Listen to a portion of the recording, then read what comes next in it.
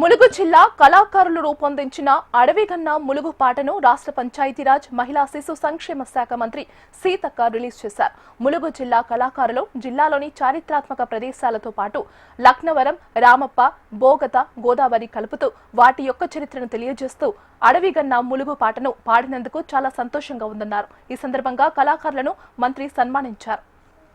మా ములుగు జిల్లా కళాకారులందరూ కూడా మా ములుగు యొక్క చారిత్రాత్మకమైనటువంటి మరి ప్రదేశాలను కలుపుతూ వాటి యొక్క చరిత్రను తెలియజేస్తూ పాట పాడి మరి ఈరోజు వారు మా ముందు పాడినందుకు చాలా సంతోషం.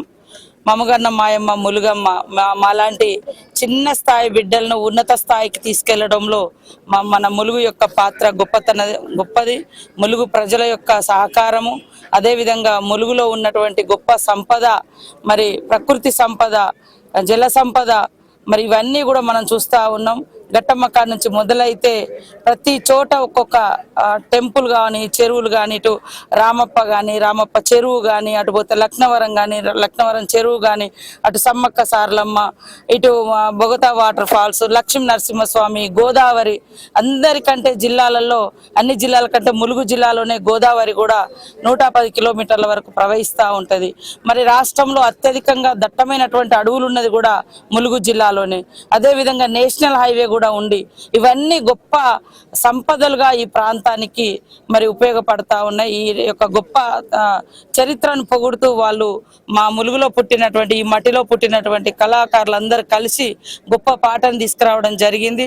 చాలా చాలా సంతోషం.